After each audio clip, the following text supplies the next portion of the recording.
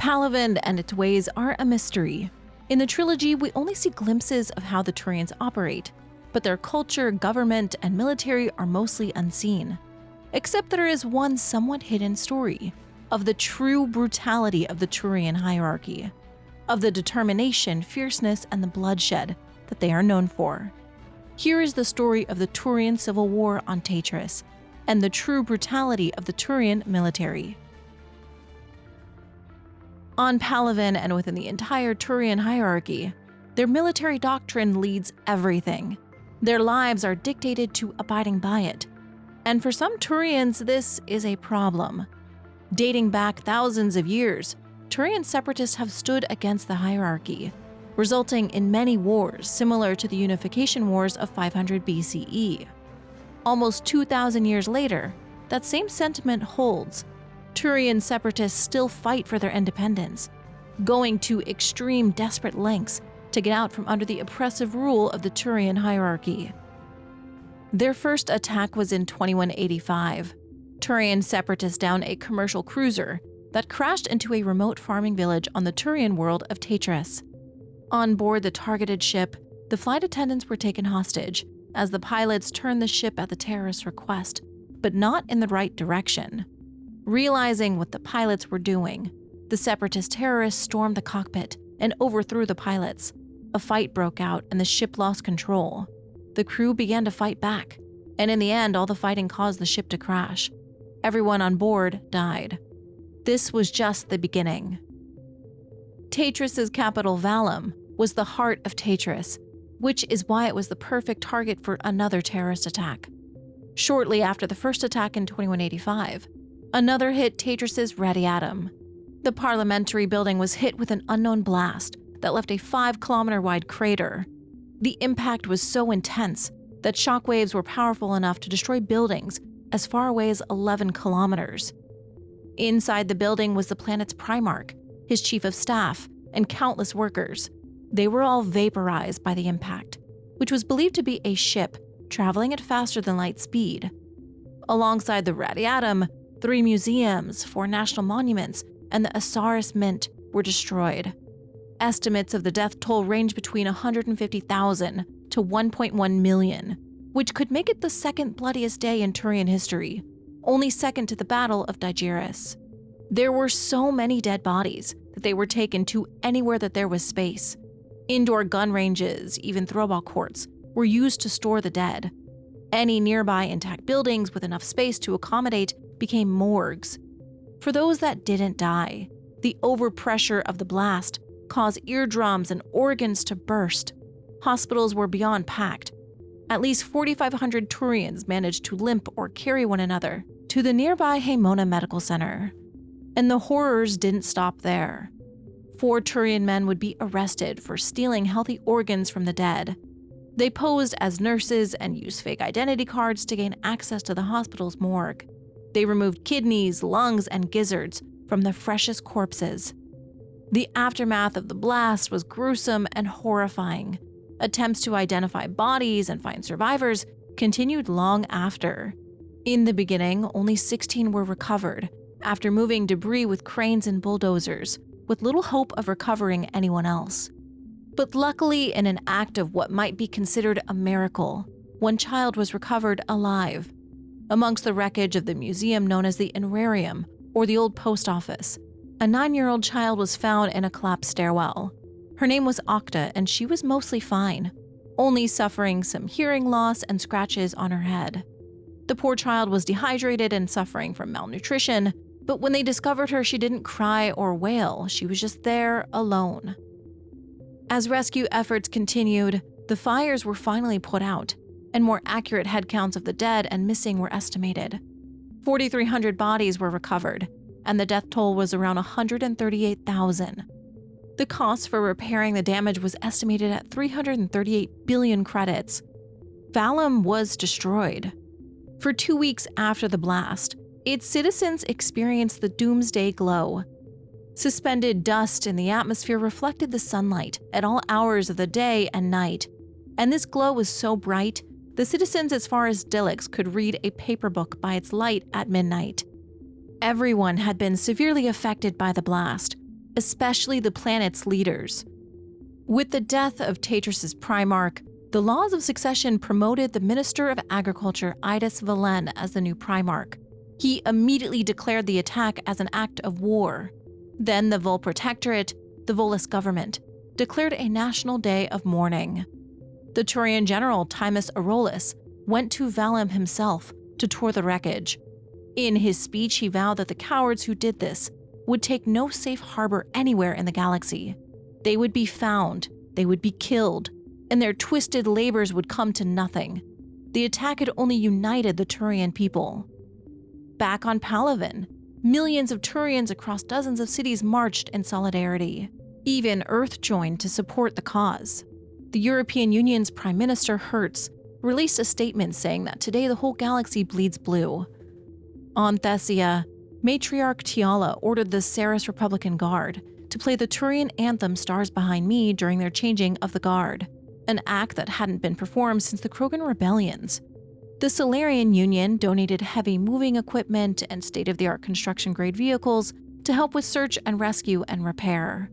The Quarian migrant fleet made no symbolic gesture, but did send 24 cruisers to Taetrus packed with emergency supplies. The Taetrus government was a mess after the attack, so to fill the now vacant positions, the colony's Laudatics, the Ministry of Citizenship Rankings, held its first Osa Run since its office was destroyed in the blast. The Osa Run was a ceremony that recognized the promotion of Turians to a new citizenship tier, and with this they could begin to replace their ranks and hunt down the terrorist. At this point, 21 different separatist groups had tried to come forward to claim responsibility for the attack, but the true perpetrator had not been discovered just yet. Investigations on the colonial, hierarchy, and council levels were continuing their search, but all evidence pointed to the separatist group, Fasinus. Fasinus was believed to be behind the hijacking of another commercial cruiser that also crashed in a similar event. Their main motivations and their goal is to separate Taetrus from the Turian hierarchy, who they see as having betrayed the trust of their people. They operate right on Taetrus, out of the Diluvian wildlands. The investigations came to a halt when the Fasinus group revealed themselves as the masterminds behind the attack. They released a video celebrating the Vallum blast.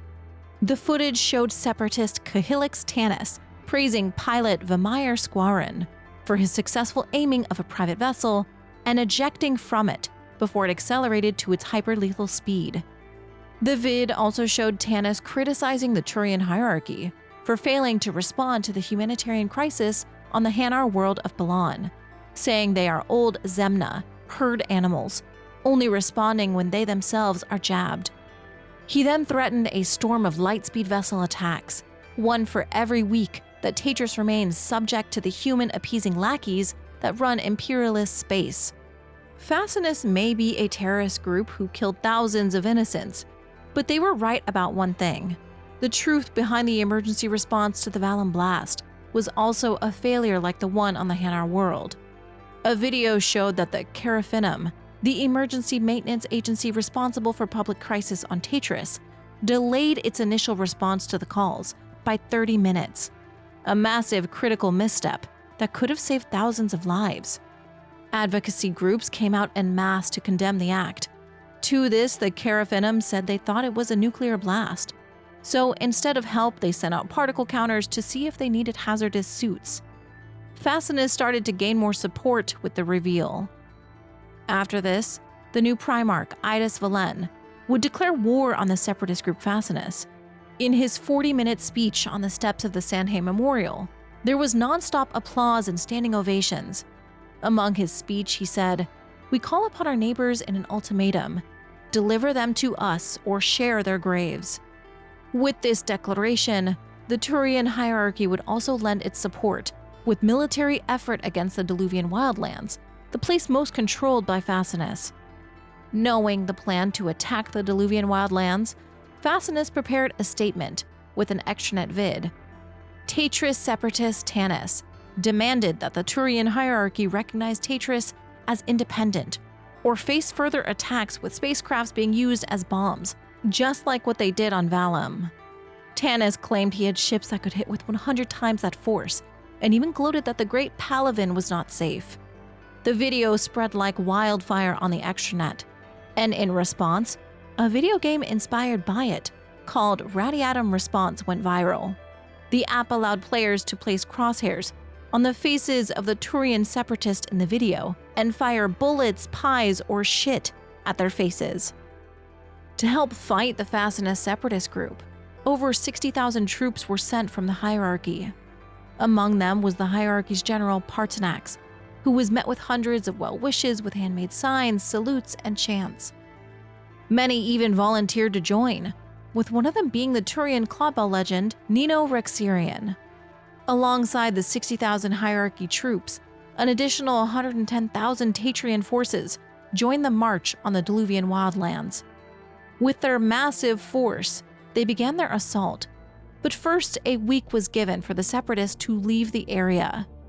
In preparation of what was to come, the Taetrian and hierarchy forces would not allow press or cameras or communicators in the battle zone, and would arrest or eject any violators, including those using satellites or ship scanners.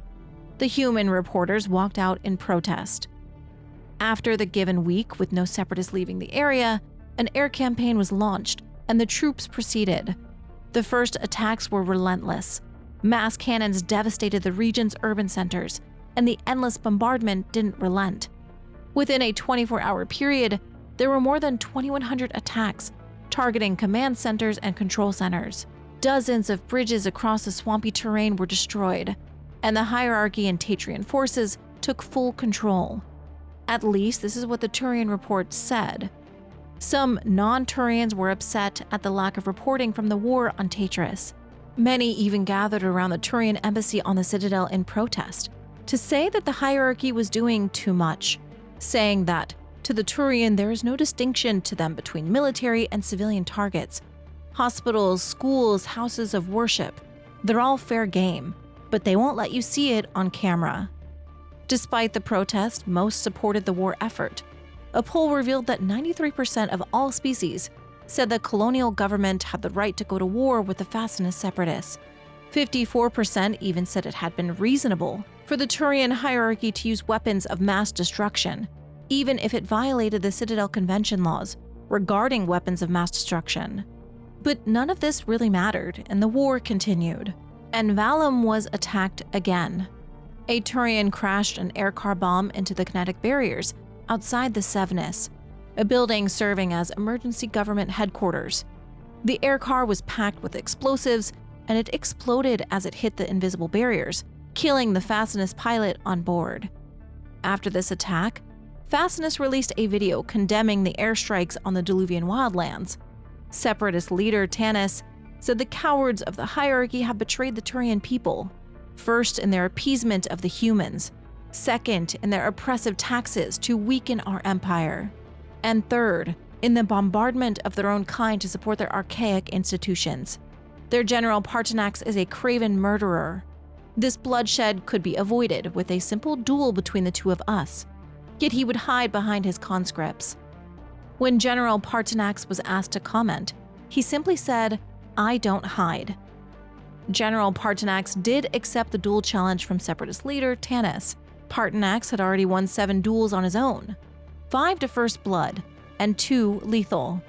Taetrus' record was unknown.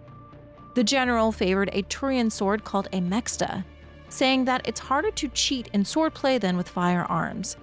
Taetrus favored a type of pistol duel, known as a barrier room fight. In the end, the two settled on a barrier room duel. In this duel type, combatants armed with pistols enter a room with an opaque retractable wall dividing them. When the wall is dropped, the duel begins. The duel was set to be recorded, but per Turian customs, the records will not be made for public distribution. The prize of the duel would be the life of one enemy, not the entire course of the war. As the two were planning their duel, the separatists were continuing their strikes. The city of Iratiana was bombarded by mass accelerators. Apartment blocks were destroyed. Hospitals were destroyed. Train stations and markets were destroyed, with each hit killing hundreds. Because of the attacks, the duel was delayed. When the duel did finally take place, the two were driven to an undisclosed location and given time to test their weapons before entering the barrier room. Once they did, it was over in an instant. The 6 different videos of the duel revealed that neither of them used a kinetic barrier. Tanis shot first by about 0.2 of a second, but missed. Partonax, on the other hand, did not miss. His shot knocked Tanis off his feet. As he fell, Partonax continued to advance and shoot until his weapon overheated. A video of the duel was leaked afterwards, going absolutely viral on the extranet. And of course, the Shadow Broker even had his own copy. The bootleg video garnered over 10 million views. Parodies of the duel followed shortly after, with the most popular one being set to Lady Sweat's My Bitch Now. Despite the Turian social taboo of showing dead bodies, especially during wartime, many Turians were found to have watched the bootleg duel covertly. Downloads of the duel in Turian space were second to the number of downloads in human space. Oddly enough, the separatist forces released another video of the same duel, except they claimed that this one was the real one. In this version, Tanis shoots first, but his shot hits a kinetic barrier around Partonax, which, if real, was a clear violation of the terms. Colonial forces pointed out evidence of some digital tampering, and in response, uploaded a video of the hole created in the wall by Tanis's missed shot. Partonax was unbothered, saying of course they'd create propaganda as part of their war effort. With Tanis dead and the duel matter being settled, the war continued. As the hierarchy pushed their forces further into the Diluvian wildlands, a human journalist died under the care of the colonialist.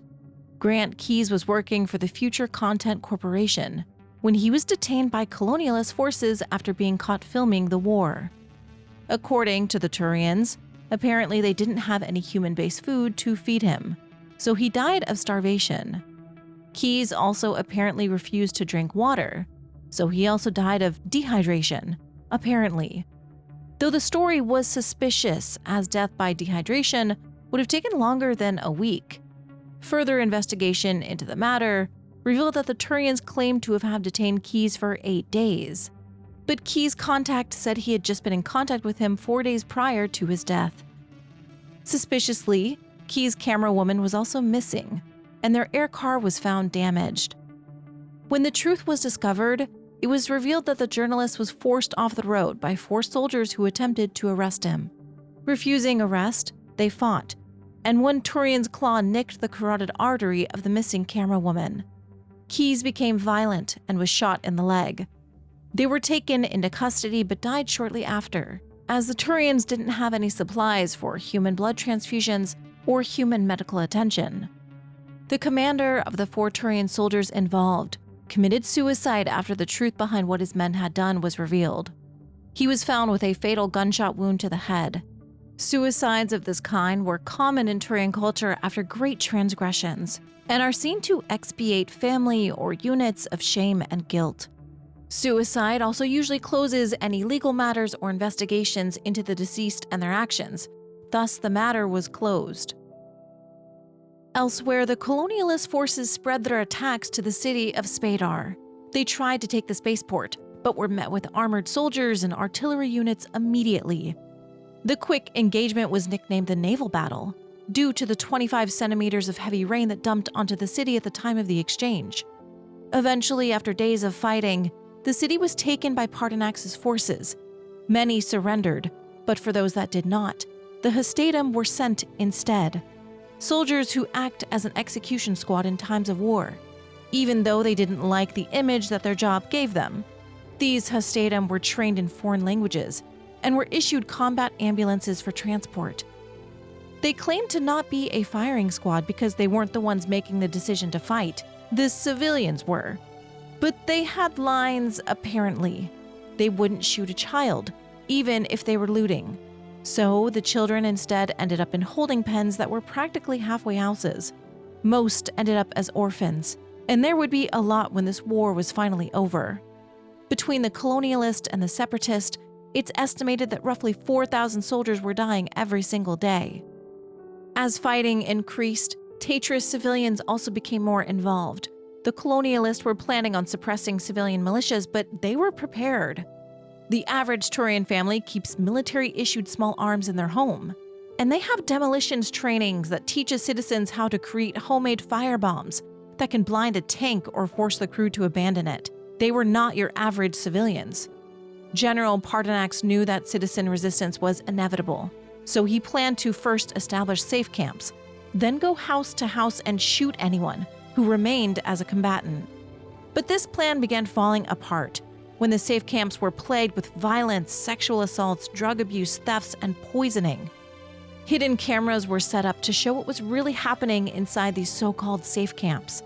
The safe camps were also easy targets for the separatists, who targeted a safe camp on Taetrus. 4 gunmen dressed in colonialist uniforms attempted to gain entry to the camps before their identification cards malfunctioned. A fight broke out. 8 were killed and 11 were wounded. This attack brought on an insurgence of protest. Flash mobs rallied on Taetrus, protesting the prolongation of the war. They wanted the separatists to surrender. But the protests did nothing, and the controversial decision to continue the war was made. The colonialists were making progress, having successfully captured or killed 21 of the 24 Fasinus leaders. But casualty estimates from the Diluvian wildlands had reached upwards of 18,000 uniformed fighters and upwards of 80,000 city insurgents. Children, those unfit for duty, whether it be physically or mentally, were also collateral damage, with 8,000 estimated to have been killed. As the war continued, despite protest, the separatists attacked a weapons destruction facility. A truck bomb was detonated at the steelworks plant where captured weapons were being stored. Squads of militia swarmed the plant, trying to steal arms and muzzle launchers. But unfortunately for them, they were met with stiff resistance from soldiers already stationed at the facility. After just 30 minutes, the separatists were forced to retreat. Afterwards, the Fasinus separatists released a video via email, and in the email was an embedded virus. The email said, "Attention, attention. This is the voice of Fasinus the Bareface. Colonialist forces and their corporate media lackeys are frauds.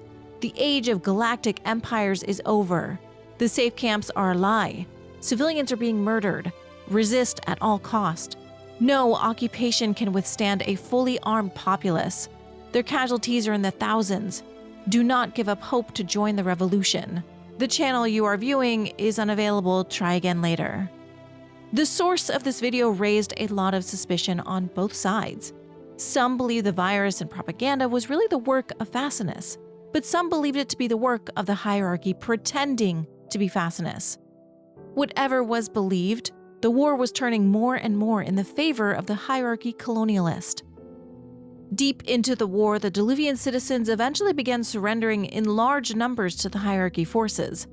Psychological specialists remarked that this is common in Turian society, that when it becomes clear that the ideal logical center of a movement is beaten, once the center of gravity goes, Turians readily switch their allegiances to the larger successful community, a trend only seen in Turian conflicts.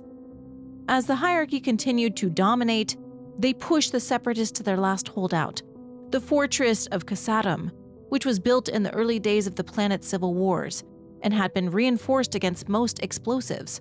Fasinus claimed that they had 24 hostages and demanded a spaceship to leave the planet. In the end, the colonialist hierarchy forces dropped a 6-ton thermostatic bomb on the historic fortress, using a parachute, slowing its descent so that it would not trigger the kinetic barriers. The bomb was so loud that everyone was issued hearing protection, and the dust created a mushroom cloud, becoming a breathing hazard. General Pardonax later claimed that the Fasinus separatists lied about having hostages, as they were able to scan the building before blowing it up. With this bringing the war to an end, General Pardonax declared the end of his major operation in the Diluvian wildlands, and an end to the Fasinus separatists. But not all of his forces would pull out immediately. More than 90% of the colonialist soldiers would remain on Taetrus to provide security, and then reconstruction would begin at the end of the month. Taetrus began rebuilding with the help of the entire galaxy. To rebuild the Cygnus, the Taetrian Executive Office building, donations were sent in from all over. Wood, marble, and fabricator materials were donated to rebuild an exact replica of the old building. After several months of living in the colonialist safe houses, the civilians were finally released. Unfortunately for many who were now free, their homes that they tried to return to were rotted and falling apart. Many had to rebuild their homes and lives from the ground up. Alongside them and the many displaced orphans, life was harder than ever. The Turian charity Orphans of War estimated that the war on Taetrus resulted in more than 75,000 missing persons and 16,000 children who had lost both parents. Children weren't the only ones with no caretakers either. Unable to take care of pets in a safe house, many were let go to become feral. Estimates for abandoned pets in Spadar alone were over 50,000, and the Animal Corp had already culled 10,000 by the war's end, not even counting those they couldn't fit on the trucks. Some were still being held at intake, with hopes that families could now reunite. But most feral animals loose in the city were killed by hierarchy forces. Families were separated, homes were destroyed, and children were alone. But the war had been won, at any and every cost. The devastation and effects of the Vallum blast would be long-lasting, with many suffering from respiratory diseases caused by inhaling the dust from the blast site. Luckily for the victims of the attack, a new device called the Eupulmos was created, called the Medigel for the lungs. It worked by analyzing a patient's tissue or Medicard record before adjusting its virally delivered superdrugs. It sprays the aerosol mist directly into the nasal passages of the patient to help the drug be absorbed into the lungs. It can even deliver microsurgery machines to make non-invasive repairs to tissue. Unfortunately, shortly after the creation of the device, a Volus claimed that he invented it, that he had created a patent of which the Volus have extensive laws around, but the Turians don't recognize them. The liaison for the incident said that the Volus should take pride in the success of its product, not shake them down for a fee to use it. Suspiciously, the Volus investor, or Thub, went missing afterwards. The investigation into his disappearance was straining relations between the Turians and Volus, especially when the Volus had supplied more than 60 billion credits to fund their war. Investigations came to a close when Thub's body was found in Irun's Hovida Cove. His body was waterlogged and had been hacked open with an effort to sink it. Before the body was discovered, Thub's now widow received a call from kidnappers demanding 500,000 credits. But police say by the time of the call, he was already dead. When two specters became involved with the case, they got to the bottom of Thub's murder. The Turian specters discovered 3 Turian men who were planning Thub's murder. The specters were Turians who had been pulled from Taetrus to get the job done. Unfortunately, it was also Turians behind the murder. Regardless, the Volus considered the incident ended and reaffirmed that the Turians and Volus were partners. This wasn't the only way that the war on Taetrus affected the galaxy.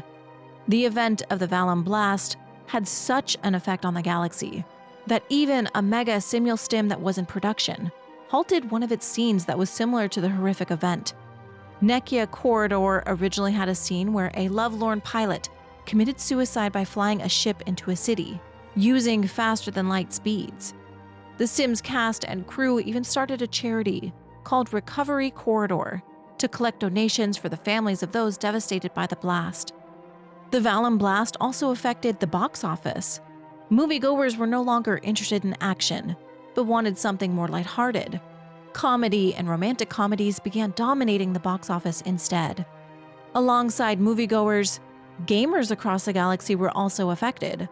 Players of the extranet game Galaxy of Fantasy held an in-game virtual march supporting the survivors of the Vallum blast. Over 1 million players attended the march inside the virtual space of Radiatum Park. A donation kiosk was even set up. The basis of the Galaxy of Fantasy game was built on the Turian mythology, so seeing Turians under attack like what happened really moved the players to do something. They spent hundreds of hours defending and maintaining their virtual world immersed in Turian culture, and felt a bit of that Turian spirit had rubbed off on them. The war on Taetrus had a rippling effect on the galaxy in 2185. Unfortunately, the fighting and lives lost seems to be for naught. because in 2186, Taetrus was one of the first worlds hit by the Reapers following their attacks.